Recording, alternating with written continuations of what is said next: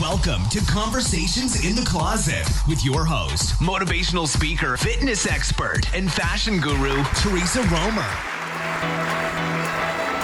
Hey there, everyone. Welcome to the Learn More, Earn More Business Growth Podcast. I'm your host, Brian Webb. This podcast is your premier place to learn the frameworks, secrets, and growth hacks to grow and scale your business and revenue faster. Whether you're an aspiring entrepreneur or a thriving business owner, this podcast is designed and produced just for you, so you can learn from the best industry experts in the world. I'll bring you exclusive interviews with authors, thought leaders, and successful business titans who share their stories and business journeys so we can draw insights and learn from their successes and struggles together. As you're working on growing your business and pursuing your dreams, I'll be here to help you make better decisions and avoid costly pitfalls and expensive mistakes along the way. And we'll have some fun in the process. So, let's go ahead and jump into today's episode. Let me introduce my guest today and a good friend of mine, Teresa Romer. Teresa and I actually met through an organization called Karma International, and we actually served on the board together for the Houston chapter. But her story is phenomenal, and I really think you're going to draw a lot from it today. You know, Teresa actually grew up on a farm in Nebraska, and when she was a kid, when other friends of hers were actually just being kids, she was being a little entrepreneur. Whether it was delivering newspapers or mowing lawns, she just had a work ethic early on in life. She opened her own chain of fitness centers, Body by Design in Wyoming in 1991, and ran about 5 facilities, while also actually providing personal training services through her company, Phenomenal Physiques, during the same time. She took the U.S. Open title in bodybuilding at the age of 40, and she climbed Mount Kilimanjaro to raise money for Child Legacy International. And if I still don't have your curiosity piqued, Teresa actually works frequently with major motion pictures, television studios, corporations, and high-profile brands, really, to expand their own philanthropic reach to raise millions of dollars through business charity events. And on top of all that, she's just a lot of fun to hang out with. So let's jump into the interview today, my interview with Teresa Romer.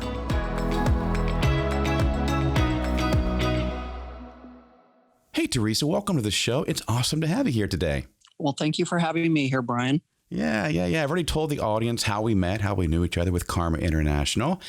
And I've shared a little bit of your story, but one of the things I wanted to have you share today is to talk about early on in life. I know that when you were younger, you were diagnosed with rheumatic fever multiple times, and I know that caused you to have even a heart murmur. How did you work through overcoming that level of adversity so early on in life? You know, I don't know if it was because I was born a fighter. Yeah. Because I definitely was not taught to be a fighter. No one in my family was as aggressive as I am. And when I say aggressive, I don't mean it in a bad way. But like I said, I was diagnosed with rheumatic fever 4 different times. And I remember being in the Children's Hospital in Omaha, Nebraska, and them telling me basically I was never going to be a normal child, that I would always have to stay inside and watch out the window as other kids played and had fun because my heart wasn't going to be strong enough for me to be a normal child. And somehow I just thought, oh, no, you can't tell me that. Like, no. And I just started running and playing and doing things totally against my parents' will. And in junior high and high school, got into every sport imaginable, lettered in every sport. And by the time I was 18, they were able to take me off my daily dose of penicillin and said, you know, you have strengthened your heart so well, we can hardly call you a heart patient anymore because we can only hear your heart murmur when it's at 180 beats or more.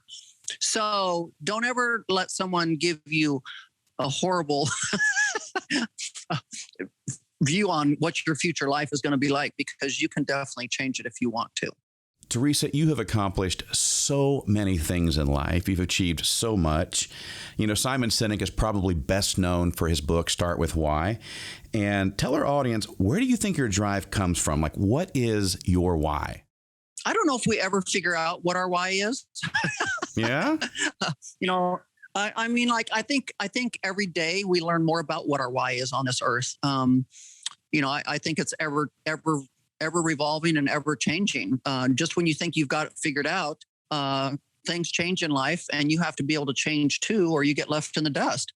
So I do believe my why is to inspire and motivate others to be the best they can be through all of the hardships and all the ups and downs I've gone through in my life, because I've probably been through more than most people will ever go through in their entire lifetime. And a lot of mine came in the first 40 years of my life. So I truly believe my why is God driven, and yeah, I want to make sure I fulfill that before I leave this earth. You want to have an impact, legacy. I love to hear that. Yes. Let me ask you this.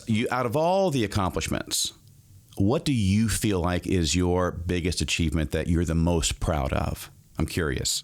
That's kind of a trick question, because I was actually asked that question in 2015 in New York City, sitting in Damon John's office. Yeah. And he looked at me. I was in a meeting with him, and he looked at me and he said, "Can you tell me what your greatest life achievement is?" And I said, "Oh, this is a trick question, because if I tell you that being a mother is the greatest achievement of my life, you're going to be like, oh, she's not much of a businesswoman. Like, all she can think about is her kids." But then if I tell you something it's related to business, then you're going to say, "Oh my God, you don't even care about being a mother." So I said, this is kind of a trick question, but I said, this is going to be my answer. I believe that we are allowed to have many, many great life achievements, and I have had many, and I plan on having many more. And I don't think anyone should ever be defined by just having one great life achievement. And he said, "Oh my God, you answered that perfectly." Yeah. Let me ask you this, though. For those in the audience that don't necessarily know you the way that I do, what are maybe 2 or 3 of them? Obviously, your children. Andy Stanley once said, our greatest legacy in life isn't what we do, but in who we raise. So anyone who's a parent is just going to instinctively understand that. But outside of your family, your legacy, what are some other things that you're especially proud of? Like, you're just glad to have that as part of your life history? Well, as a single mother raising 2 children, I was able to, put myself through college. I was able to start a health club and grow that into a health club chain, and then later sell it and become a multimillionaire. I was able to become Miss US Open in bodybuilding at the age of 40, when most of my competitors were in their 20s. Yeah. I became Mrs. Houston and Mrs. Texas in the beauty world in 2010. When I was turning the age of 50, I was actually the oldest woman to ever get those titles as a beauty queen. Yeah. Uh-huh. I climbed Mount Kilimanjaro in 2011. Okay, let's stop right there for a second. Tell me about that experience. I'm dying to hear about that. I'm sure the audience would love to hear it. Tell us take a minute or two. Tell us about that experience, how you prepared for that, about climbing Mount Kilimanjaro. That's just incredible to me. Yes. And, I was sitting on the board of directors for Child Legacy International, and they decided they were going to climb Mount Kilimanjaro as a fundraiser for that charity. And so they asked me to do it. And I said, "Oh, please, no, I'm not a mountain climber. I don't have any desire to do that." And they said, "Wow, you're such a fitness buff. We thought this would be right up your alley. We're so disappointed." They were using reverse psychology on you a little bit there, right? Because anytime somebody says they don't think I can do something, I'm going to be right there to prove them differently. So I jumped in head first and trained for 6 months. I knew cardiovascular wise, I was going to be fine, because I was just training my butt off for it. But the sad story is that before we climbed Mount Kilimanjaro, I actually went over to Malawi and helped them drill fresh water wells for the remote villages of Malawi. Wow. And I came down with the parasite and did not even know it. So when I, a week later, got ready to climb Mount Kilimanjaro, we were about 12,000 feet when that parasite kicked in. And I knew if I told them I was sick, they would make me go down. So I just kept fighting through it. And the night we summited, I got super sick, high fever, diarrhea like crazy. Sorry to say that, but that's okay. I mean, it was just horrible. And literally we were about halfway up on our descent to the top when my girlfriend said, "Teresa, something's wrong. Like, you have blood coming out of every orifice of your body, your eyes, your ears." Wow. I mean, everything. And so they had the main guide come over, and he said, "Oh, you're fine. You just got sick." And I'm like, "No, you don't understand. I've been sick for days." Oh, you're kidding. So he went ahead and made the rest of the group go with all the other guides. He stayed with me. Everyone else summited at basically 7 a.m. I didn't summit till like 9:35 in the morning, which then caused me to have high altitude sickness. Basically, I got to the top, but as we were coming down, he knew I was dying when I was getting colder as I got down, when I should have been getting warmer. And so by the time I got to base camp, which now I'm completely out of it, pretty much, they slapped me on a wheelbarrow looking thing with, I guess, like 6 Kenyan runners. And they literally ran with me for 8 straight hours to get me off that mountain. Wow. And by the time they got me to the gate, I had 104 fever. I was severely dehydrated. I'd lost 13 pounds, high altitude sickness, parasite kicking my butt. The next day, the doctor said, there's really no reason why you're alive. And I said, yes, there is. My son, I prayed at the top that my son would help me with every single step, because I knew I was doing something good in life and I'd raised a lot of money and I needed to make it to the top. So I believe my son was the angel on my shoulder during that whole trip. Wow, that's phenomenal. Thanks for sharing that today. You know, in my experience, anyone who is my age or older, maybe even younger than me, I'll be 52 next month. I can't believe that's happening. But anyway, you know, I've had to pivot several times in my life, and something that you seem to be really good at is reinventing yourself over and over again. So tell us a little bit, like, how do you manage that? How did you get so good at that? We'll get back to the show in just a moment, but first, a quick word from our sponsor, Whatbox Digital. Do you want to grow and scale your business better and faster, make fewer mistakes, and stop wasting money on marketing that does not work? I already know that you do. Like so many others, you're tired of relying on a failed Hope marketing system. Hope marketing is when we spend valuable time and money on marketing, and we hope that it works. You've worked so hard to get where you are, and like most business owners and leaders, you're frustrated with wasting money on marketing that doesn't work. You've thrown tons of money towards marketing mistakes and failures, and you wish you could get all of that money back, but you can't. By failing to take ownership of your marketing problems and pivot to proven marketing systems that actually work, you're going to lose potentially hundreds or thousands of customers and millions of dollars to your competitors. When you don't have a reliable system for generating leads and acquiring new customers, then you're doomed to suffer from industry downturns, lumpy cash flow, and ultimately higher stress. It pains me to watch business owners and entrepreneurs suffer from relying on hope and bad advice that simply doesn't work.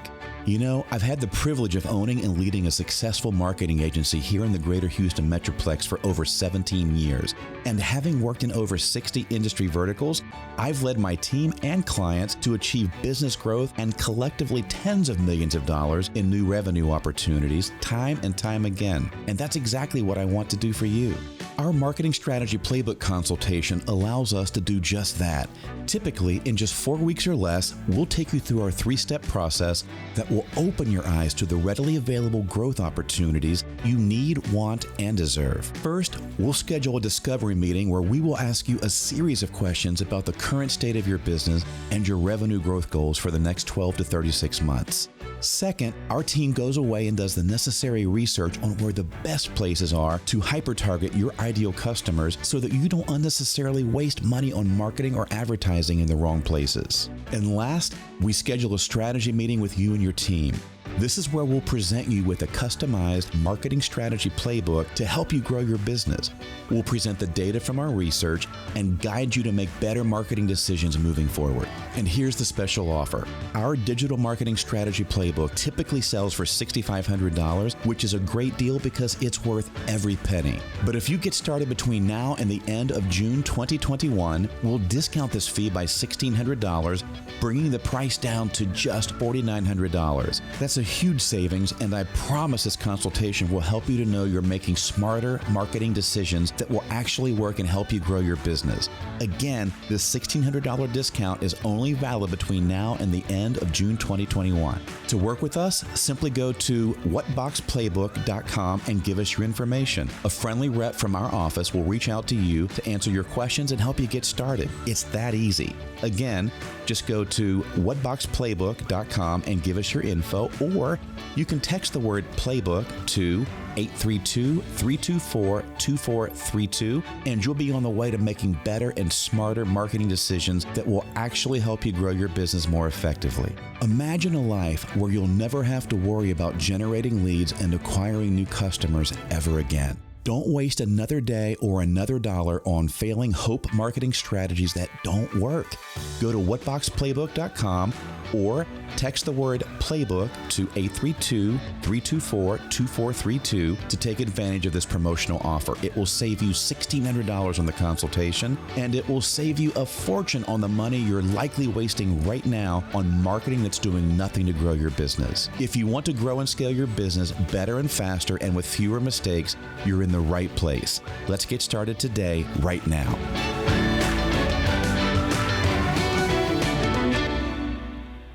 You know, I've had to pivot several times in my life, and something that you seem to be really good at is reinventing yourself over and over again. So tell us a little bit, like, how do you manage that? How did you get so good at that? You know, I think it started, back when I was in junior high and high school, where, I was in every sport imaginable. I was a cheerleader. I had part-time jobs.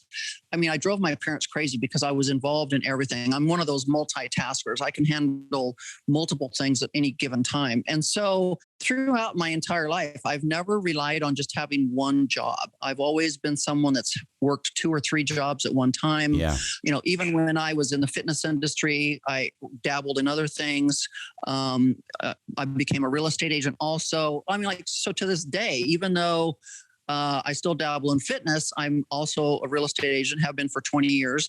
I flip houses. I'm a lifestyle entrepreneur. Of course, I had my own clothing lines. I've got my own candle line, pillow line, skincare line. I really believe that you have to constantly reinvent yourself, because if you stay the same, life will pass you by, because life in itself does not stay the same. Look at technology. It changes on a dime. Every time you turn around, there's a new phone, a new computer, a new something. And you have to really stay up with things, or you get left in the dust. And so, one of my favorite books is Who Moved My Cheese? Yeah, great book. It's all about change. And I'm constantly telling people, you have to be able to adapt to change. If you get stuck in the mud, you're just going to be left behind. You're going to be irrelevant, right?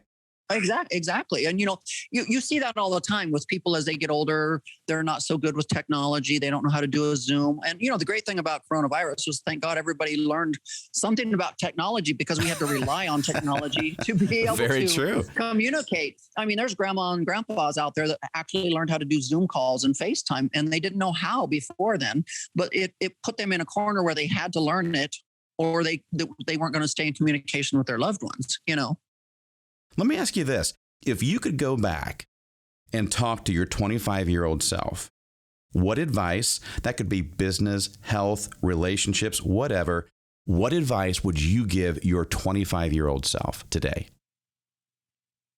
Don't be afraid to grow. Mm-hmm. I think a lot of times people are afraid to grow. And so a lot of times they're just like, well, but if I do that, I don't know what's going to happen. I don't know the outcome. And so a lot of people, that fear gets instilled, and that fear will keep them from actually getting out there and trying it. And I always try to tell people, so what if you try something and you fail? At least failure shows that you're at least trying. And nobody in life has ever achieved something on the first go around. Most of the time, anybody that's been successful or multimillionaire, billionaire, they've had multiple tries at trying to make something happen and make it happen and come true and be right.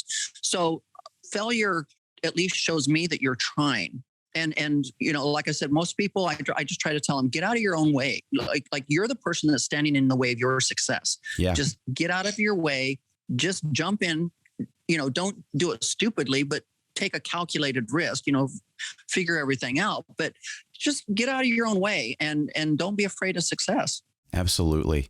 A couple of thoughts on that. I'd love for you to chime in on this. We have a part of our brain, it's in our limbic system, and it's referred to as the lizard brain or our reptilian brain. And it's the part of our brain that controls 3 parts of us: fear, anger, and sex or reproduction. And when that small part of your brain, the lizard brain, kicks in, then it dominates the entire rest of your brain, the entire frontal cortex.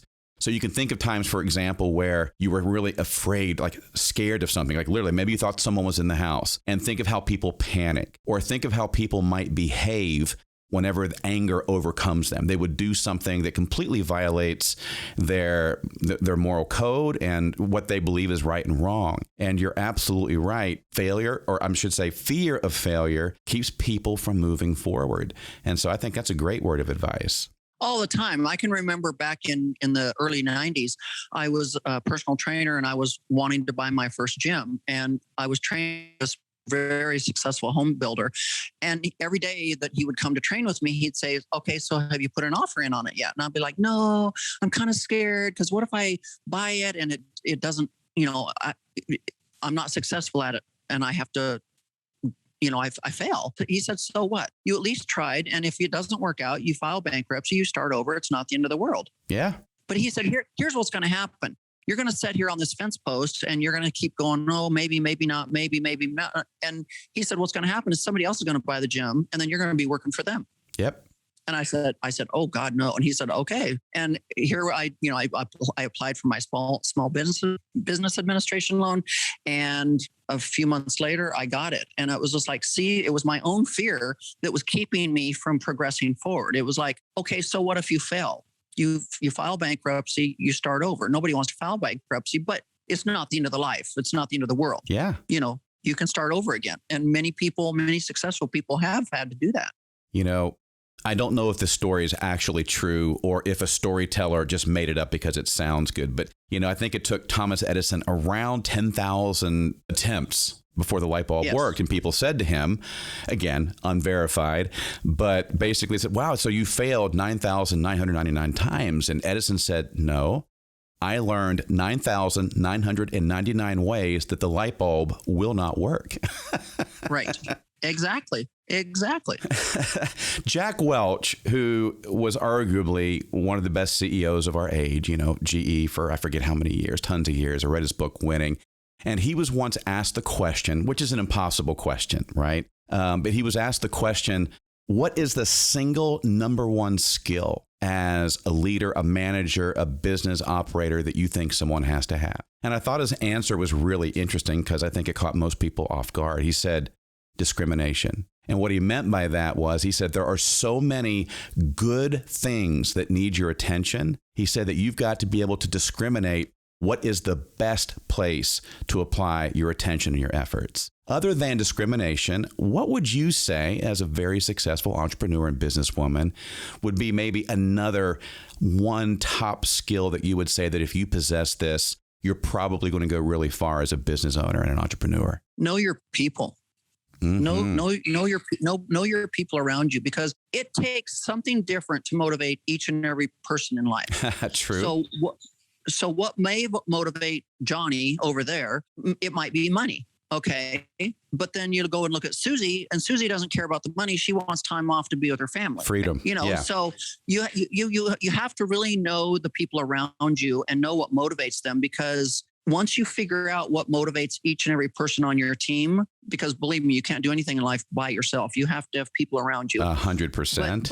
But once you figure out what motivates that person or those people, you're a winner, because then that person will work their behind off for you, because you have figured out what motivates that person to work so hard for you. Absolutely. That's a great word. Well, one, thank you for being here today, Teresa. Let me ask you this. For those in our audience who just want to connect with you online, follow you, see what's going on in your life, what you have coming up that you're excited about, whatever is next, where's the best place for our audience to find you and connect with you online? You can find me at teresaromer.com. You'll find everything about me, my podcast, Conversations in the Closet. You'll find all my goodies that I have brainwashed and thought up of and are currently selling. Anything that is happening in my world, it happens on my website. So you can definitely find me there. You can find me all over social media. I'm on every social media platform. I'm there, Teresa Romer. Okay. And we'll put those links in the show notes too. And by the way, before we go, I kind of wish this was a video podcast,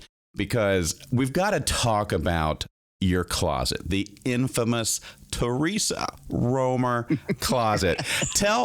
I could tell the audience about it, but I got to see it. First of all, I'm going to like have fun with you here for a second.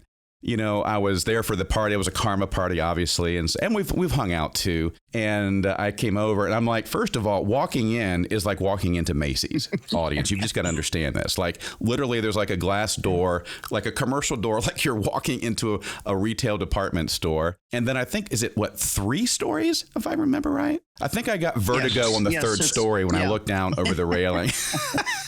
Yes, it's 3 stories, 3,000 square feet. Insane. So many people could stick their home inside of your closet and you'd still have room to put your clothes. Well, some of them anyway, right? Yes, but the misconception is most people don't understand why that closet was built. They think, oh, it's just this rich lady showing off that she's got all this stuff. And it's really not.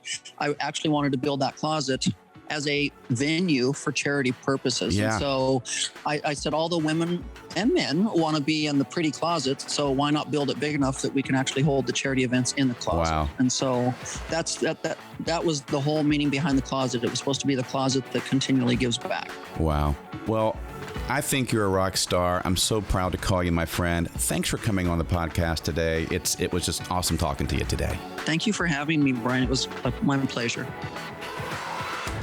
Thanks for joining me today and listening to this episode of the Learn More, Earn More Business Growth Podcast. We can be found on all the major platforms like Apple Podcasts, Google Play, Spotify, Pandora, Stitcher, and even Amazon Music.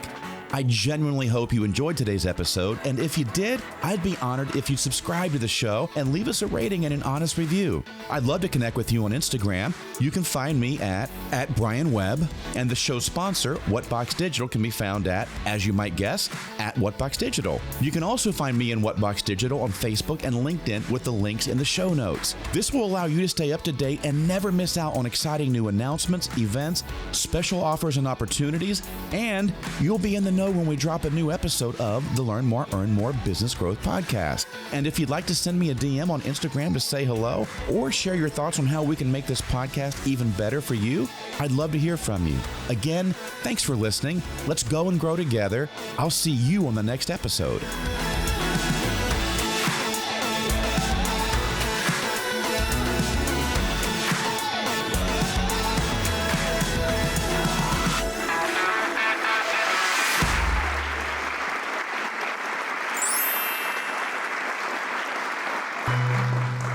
Now, glutathione is a big word, but it's the body's own master antioxidant.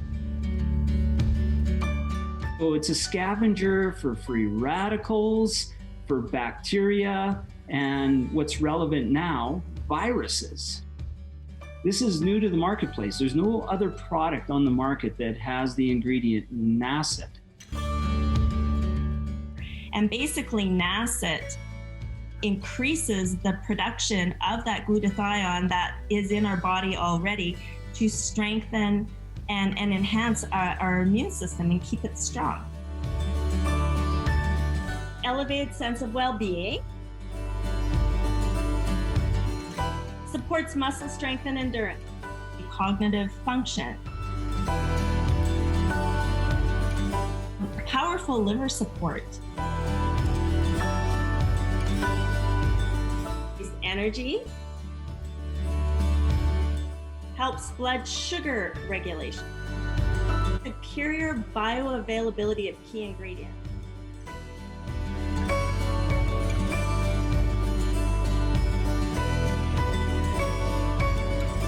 One of your best defenses against COVID is a strong immune system. Taking GSH Plus as a daily supplement does all that. And now we have the product out on the market.